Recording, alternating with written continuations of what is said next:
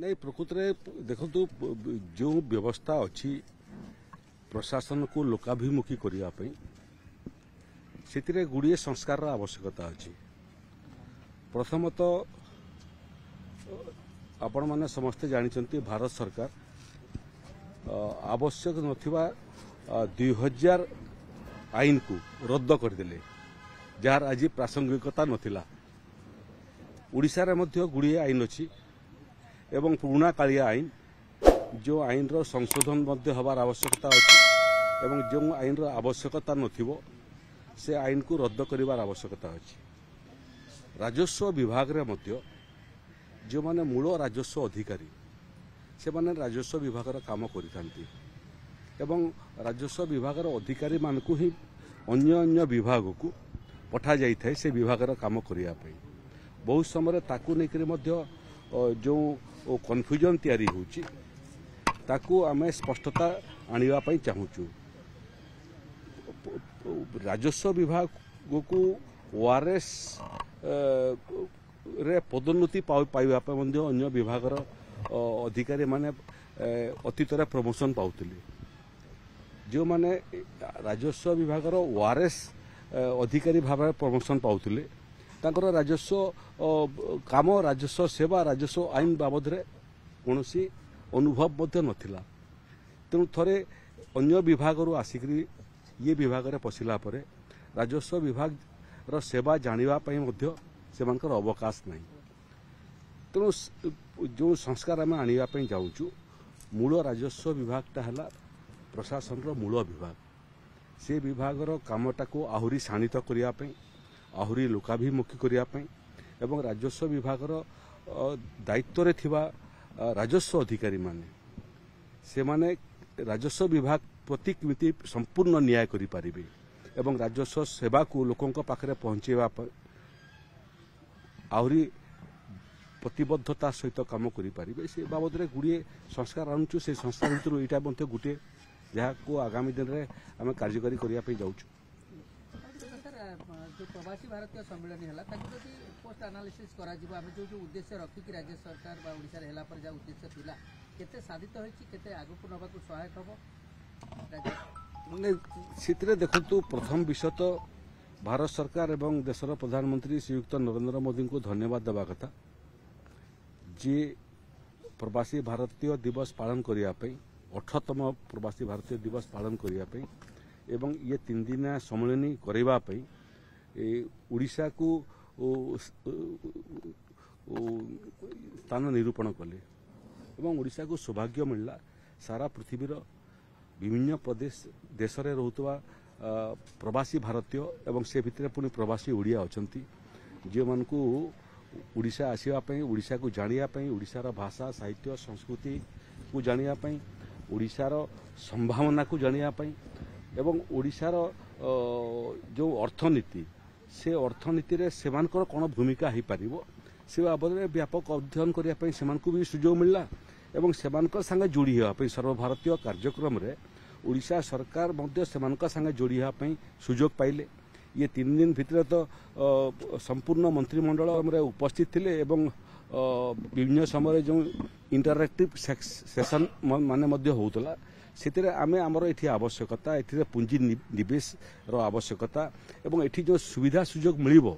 तार लंबा सूची मध्य आमे सेमान को प्रदान करिचु। ओडिशा रे पर्याप्त सुजोग एथि अछि जे ओडिशा भलिया गोटे प्रदेश जो प्रदेश रे व्यापक खनिज पदार्थ अछि व्यापक जल संपद अछि व्यापक जंगल संपद अछि एवं कनेक्टिविटी दृष्टि मध्य ओडिशा रे भुवनेश्वर एवं तापर झारसुगुड़ा को छाड़ला परे गुड़िए छोट छोट एयरपोर्ट मध्य हो गलानी जो विमान चलवाटा मध्य आरंभ हो गलानी। विगत 10 वर्ष भितर ओडिशार रेलपथर मध्य व्यापक विकास हलानी। शक्ति क्षेत्र में मध्य आमे आत्मनिर्भर हो सारूनी। गोटे शिल्प प्रतिष्ठा करने उद्योग प्रतिष्ठा करने जहाँ जहाँ आवश्यक अच्छे उपादान मत लगुच भारत वर्षर ओडिशा गोटे प्रदेश जो प्रदेश रे सबू उपादान मौजूद अच्छी। तेणु से बाबद में जानापी से सुजोग पाइले ओडिशा बाबद में ओडिशार संभावना बाबद में एवं प्रवासी ओडिया जो माने कि प्रवासी भारतीय जो माने से माने ओडिशार आतिथ्य को मध्य देखिक व्यापक भाव में प्रभावित हेले तेणु ये संभावनार राज्य रे आगामी दिन में सेमानकर मध्य भूमिका कौन हम से बाबद में से चिंता चिंतन आरंभ कले एवं आम पाखे जो तथ्य अच्छी प्रवासी भारतीय माने विभिन्न देश में जो मैंने रोचंती से देशर अर्थनीति को अभिवृद्धि करने जो ज्ञान कौशल से माने शिखिंट तार मध्य भरपूर उपयोग विदेश विभिन्न राष्ट्र माने करूछंती तेणु सेटा आमे कहीं करवा नहीं आमे कहीं से सुजोग सृष्टि पारिबा नहीं तो व्यापक मंथन भितर आमे बहुत आशावादी अच्छु जे प्रवासी भारतीय दिवस भुवनेश्वर में पालन हवा फल हजार हजार संख्यार प्रवासी भारतीय ओडिशा को आसवा फल एवं ओडिशा बाबद जानिबा फल मत लगुच पर्याप्त सुजोग ओडिशा पई सृष्टि हेबो ओडिशार विकास क्षेत्र में मत लगुच प्रवासी भारतीय सम्मेलन टर्निंग पॉइंट हेबाकू जाउची सर बाली माफियाଙ୍କ आतंकराज ओडिशा रे बढ़ुची विभिन्न जिला जेतु आपनक विभाग रे सर एटा रोहनी जेतु खनिज विभाग को जाईची सर ए संक्रांत के प्रस्ताव रखिबो केमती रोका जाई परिबो ने देखंतु एटा बड़ समस्या हेलानी जोटा जनमानस को विचलित करूची विगत सरकार काहेकि ये कामटा को राजस्व विभाग रु हस्तांतर करी खनि विभाग को देले मते जणा नहीं किंतु अधिकारी मान संगे एवं सरकार मोर सहयोगी मान संगे बाबद गुड़िए आलोचना मोर होती समस्या को आपन कौन समाधान रास्ता आकु बाहर समस्या है जे बालीटा को ये खनिज पदार्थर तालिकाभुक्त है किमिति प्रकृत खनन जोटा हुए लुहा खनन हुए लुहा पत्थर खनन हुए कोयला पत्थर खनन हुए बाली संग्रह हुए खनन हुए नहीं तेणु या खनन सांगे जोड़िकी ताकू माइनिंग ऑपरेशन बोलिक विवेचना करी कहीं खनि विभाग को देले आमको जना नहीं किंतु आमे ता बाबद अध्ययन करुचु गुड़िए समस्या सृष्टि गोटे तो बाली चोरीर मध्य बहुत अभियोग आमर हस्तगत होउची खनि विभाग सांगे जो एग्रीमेंट होती से एग्रीमेंटर भायोलेसन गुड़ी अभियोग आम पाखे हस्तगत होती जो बड़ बड़ गाड़ी मैंने व्यवहार कर बाली को ट्रांसपोर्टेशन करने भाल्वो भाया बड़ बड़ गाड़ी तार फल रास्तार मुख्यतः प्रधानमंत्री सड़क योजनार रास्ता माने मध्य बहुत जगह खराब हवार अभियोग आम पाखु अच्छी जल संपद विभाग सांगे मु कथा लगी जल संपद विभाग रो ये बाबद अभिमत आम नहींचु बहुत समय जलर स्वाभाविक प्रभाव मध्य बाली उत्तोलन द्वारा व्याहत होची तेणु ये बाबद सरकार सचेतन अच्छी एबे किछि सुधरिबाटा आरंभ होलानी राजस्व मध्य जोटा बहुत अल्प राजस्व आसुतला सरकार को एबे खनि विभाग रो राजस्व संग्रह मध्य बढ़ी जाइछि किंतु जो अभियोग माने आसुची बाली तस्करी को लेकर तार बाबद सरकार सचेतन अच्छी एवं आगामी दिन ए बाबद बाली चोरी को रोकिया एवं बाली चोरी सांगे सांगे बालीर आवंटन टाको व्यवस्थित करने राज्य सरकार निष्पत्ति नेबे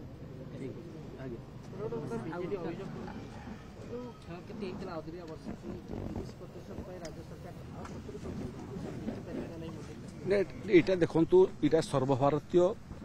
आईन एटा जे विपर्य समय जो 30% रु अधिक क्षति होइतिबो ताकू तालिकाभुक्त करा होउची से क्रम अदिनिया वर्षा जो ओडिशा रे जो क्षयक्षति होइतला एवं 16टा जिलार जो से माने क्षयक्षतिर आकलन कर आमको रिपोर्ट देथिले तार आधार रे आमे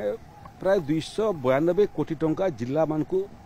प्रेरण कर सारीचु आवंटन आरंभ हेलानी आवंटन काम मध्य आगामी दिन रे सरीबो इटा होची केवल धान नुह धान सांगे चिनाबादाम पनीपरिबा एवं कपा चाषी मान को मध्य आमे क्षतिपूरण देइचु एबे क्षतिपूरण काम आरंभ हब देबार इंश्योरेंस कंपनी माने जो माने पंजीकृत करथिले इंश्योरेंस रे प्रीमियम दाखिल करथिले एवं तांकर अभियोग को रजिस्टर करथिले तांकर क्षतिपूरणटा मध्य आरंभ किछि जगह रे हेलानी आकु आहुरी व्यापक भाव से माने इंश्योरेंस कंपनी ठारू मध्य क्षतिपूरण पाइबे तेणु जो चाषी मैंने इंश्योरेंस करते से डबल कंपेनसेशन गोटे राज्य सरकार तरफ कंपेनसेशन पाइले ଏବଂ ଇନ୍ସୁରାନ୍ସ କମ୍ପାନୀ ତରଫରୁ ମଧ୍ୟ ପାଇଲେ। ଯେଉଁମାନେ ଇନ୍ସୁରାନ୍ସ କରିନାହାନ୍ତି ସେମାନଙ୍କ ପାଇଁ ରାଜ୍ୟ ସରକାର ରାଜସ୍ୱ ଏବଂ ବିପର୍ଯ୍ୟୟ ପରିଚାଳନା ବିଭାଗ 291 କୋଟି ଟଙ୍କା ସମସ୍ତଙ୍କୁ ମିଶେଇକି ଦେଇଛି। ଏବଂ ଆମେ ଏଇଟା ମଧ୍ୟ କହିଛୁ ଯଦି କି ବାଦ୍ ପଡ଼ିଯାଇଥିବେ ଭୁଲବଶତଃ ବାଦ୍ ପଡ଼ିଥିବେ ଏବଂ ଜିଲ୍ଲାପାଳମାନେ ତାଙ୍କର ରିପୋର୍ଟ ପଠାଇବେ ସେମାନଙ୍କୁ ମଧ୍ୟ ଆମେ କ୍ଷତିପୂରଣ ଆକାରରେ ତାଙ୍କର